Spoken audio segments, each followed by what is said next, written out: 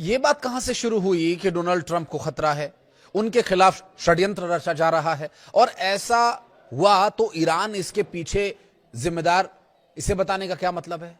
क्या वाकई ईरान अब सीधा डोनाल्ड ट्रंप के पीछे है? इन सब के बीच न्यूक्लियर डील का क्या होगा? दोनों देशों के बीच हुआ युद्ध विराम अब खत्म हो चुका है और ईरान के कई परमाणु और मिसाइली ठिकानों पर नई हलचल दिखाई दी है। सैटेलाइट तस्वीरों में भी ऐसा क्या आया जो अमेरिका और इजराइल की टेंशन बढ़ा देने वाला है? बात करेंगे इसी पर। नमस्कार, मैं हूं आशीष त्रिपाठी। और पहले उस डील की बात जिससे युद्ध शांत या खत्म हो सकने की संभावना है, लेकिन इसकी खटाई में पड़ने की पूरी संभावना है, क्योंकि बड़ी खबर यह आ रही है कि एक तरफ अमेरिका और ईरान फिर से न्यूक्लियर के मुद्दे पर बातचीत कर रहे हैं, तो दूसरी तरफ ईरान ने ऐसी चाल चलना शुरू कर दिया जिससे अमेरिका और इजराइल दोनों की टेंशन बढ़ गई है। सीएनएन की एक रिपोर्ट के मुताबिक सैटेलाइट तस्वीरें इसके पीछे कारण हैं। दरअसल कुछ सैटेलाइट तस्वीरें सामने आई हैं जिसमें ईरान के कई परमाणु और मिसाइली ठिकानों पर नई हलचल देखी गई है।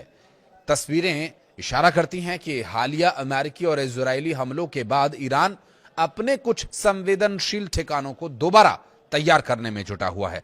अमेरिकी राष्ट्रपति डोनाल्ड ट्रंप ने शुक्रवार को यह कहा कि ईरान ने अमेरिका से बातचीत जारी रखने की इच्छा जताई है और वॉशिंगटन इसके लिए तैयार भी है। हालांकि ट्रंप ने यह भी स्पष्ट किया कि दोनों देशों के बीच हुआ युद्ध विराम अब खत्म हो चुका है। सोशल मीडिया पर उन्होंने लिखा कि ईरान ने हमसे बातचीत जारी रखने को कहा और हमने सहमति दे दी, लेकिन हमने साफ शब्दों में यह बता दिया कि सीजफायर अब खत्म हो चुका है। यानी एक तरफ बातचीत की तैयारी तो दूसरी तरफ तनाव भी बरकरार है। सीएनएन के विजुअल जांच के मुताबिक जून के आखिर और जुलाई की शुरुआत में ली गई सैटेलाइट तस्वीरों में कई संवेदनशील ठिकानों पर गतिविधियां देखी गई हैं।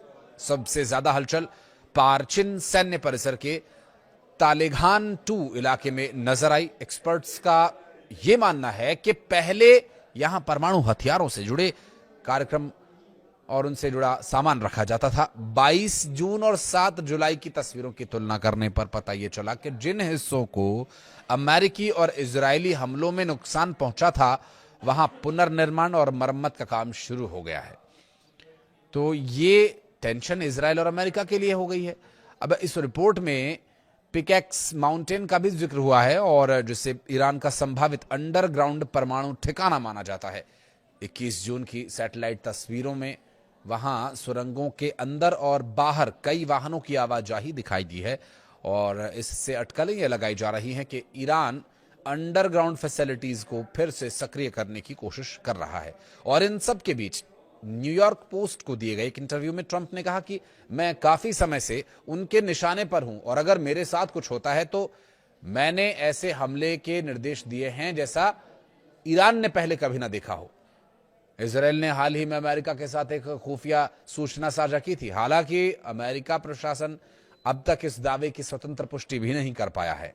व्हाइट हाउस ने इस पूरे मामले में ट्रंप के नाटो सम्मेलन के दौरान दिए गए बयान का हवाला दिया, जिसमें उन्होंने कहा था कि वो ईरान की किल लिस्ट में सबसे ऊपर है, उनकी हर सूची में है। ट्रंप का दावा है कि वो इसकी परवाह नहीं करते।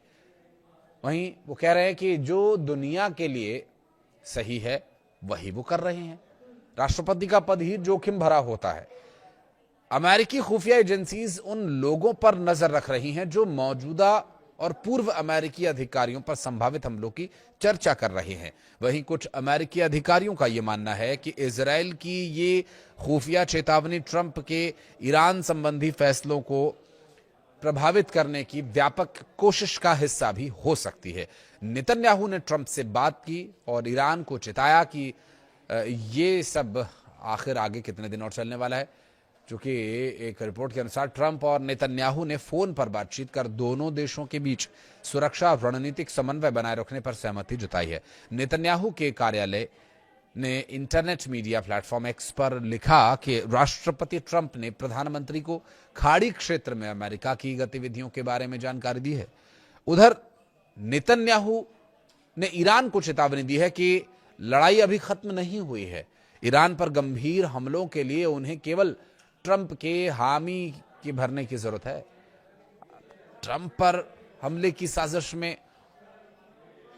आतंकवाद का केस या जिस तरह से व्हाइट हाउस में जून में आयोजित ट्रंप की UFC जिसे मिक्स्ड मार्शल आर्ट्स कार्यक्रम कहते हैं, इस पर ड्रोन और स्नाइपर हमले की कथित साजिश रचने के आरोपों में 8 लोगों पर आतंकवाद और हत्या की साजिश के तहत अभियोग चलाया गया था। तो इस अभियोजन पक्ष के अनुसार आरोपियों ने मई से ही हथियार, गोला बारूद, ड्रोन, विस्फोटक, बॉडी आर्मर्स और जो कम्युनिकेशन के उपकरण हैं उन्हें जुटाने का काम शुरू कर दिया था।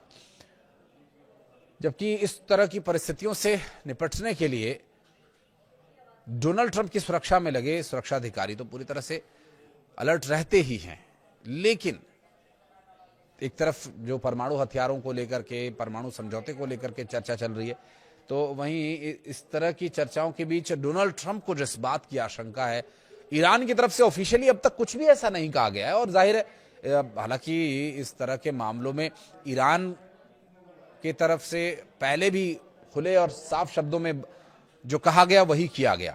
ईरान कोई खुफिया साजिश या षड्यंत्रकारी गतिविधियों में संलिप्त रहने वाला देश है नहीं। वहां का नेतृत्व खुले तौर पर जो करता है वो खुले तौर पर करता है। स्ट्रेट ऑफ होर्मुज को लेकर के उन्होंने जो भी कार्रवाई की वो डंके की चोट पर की, और स्ट्रेट ऑफ होर्मुज पर जो उन्होंने नियंत्रण पाने की कोशिश की वो भी अंतर्राष्ट्रीय स्तर पर पहले कहा और फिर किया। तो ट्रंप को जिस बात की आशंका है, ये क्या इजराइल की तरफ से दी गई सूचना है या अमेरिका को इस बात के लिए राजी करना कि इजराइल चाहता है युद्ध जारी रहे। अमेरिका गाहे बगाहे कभी कभी युद्ध खत्म कर देने की बात कर देता है, तो क्या ये सब एक साजिश का हिस्सा है? क्या वाकई इजराइल इसके खिलाफ साजिश रच रहा है, या फिर इसके पीछे वाकई जो डोनाल्ड ट्रंप को खतरे की आशंका जताई जा रही है वो खतरा है? और अगर दूसरा पहलू देखें तो ये स्वाभाविक भी हो सकता है। ईरान के धार्मिक नेता, पूर्व supreme leader Ayatollah Ali Khamenei साहब के साथ जो हुआ, जो उनकी शहादत हुई, इस बात से ईरान गमजदा है और एक बार फिर इस गम के मातम के बीच हो रहे हमले इस बात को दिखा रहे हैं, जता रहे हैं, बता रहे हैं कि इजराइल इस पूरे मामले में अमेरिका या ट्रंप के रवैये से इसलिए खुश नहीं है क्योंकि वो कभी कभी युद्ध खत्म करने या फिर स्ट्रेट ऑफ होर्मुज खोल देने पर ही युद्ध शांत कर देने, परमाणु वगैरह 2-4 जो उनके टॉपिक्स हैं उस पर ही वो युद्ध खत्म कर देने की बात करें, जबकि इजराइल को हमेशा इस बात की चिंता रहती है कि अगर अमेरिका ने युद्ध से पीछे हाथ खींच लिया तो इजराइल अकेला पड़ जाएगा, और इजराइल इस पूरे क्षेत्र में वाकई अकेला देश है। और ये बात और ये चिंता इजराइल प्रशासन को कहीं ना कहीं डरा रही हो सकती है, या फिर इस युद्ध को लेकर के कोई और रणनीति अब इजराइल बनाने वाला है, क्योंकि डोनाल्ड ट्रंप को दी गई वो यही सूचना थी कि उनके खिलाफ साजिश रची जा रही है, उन पर निशाना है ईरान का, जबकि ईरान की तरफ से अभी भी इस बारे में कोई भी इस पर जानकारी नहीं दी गई है। आगे क्या स्थिति होती है ये देखने का विषय होगा, लेकिन इस बीच सबसे महत्वपूर्ण बात है स्ट्रेट ऑफ होर्मुज, जो कि अमेरिका को शांत रखने या अमेरिका के द्वारा हमला जारी रखने के बीच एक कारण हो सकता है। स्ट्रेट ऑफ होर्मुज पर जब भी ईरान का नियंत्रण रहा है तो अमेरिका बौखलाया और अमेरिका ने हमले किए हैं। बहरहाल इस पर अब क्या कोई रणनीति, कोई बीच का रास्ता निकल पाएगा, ये देखने का विषय हो। कुछ कहना चाहें तो कमेंट सेक्शन में जरूर बताइएगा। वीडियो को यहां तक देखने के लिए बहुत धन्यवाद।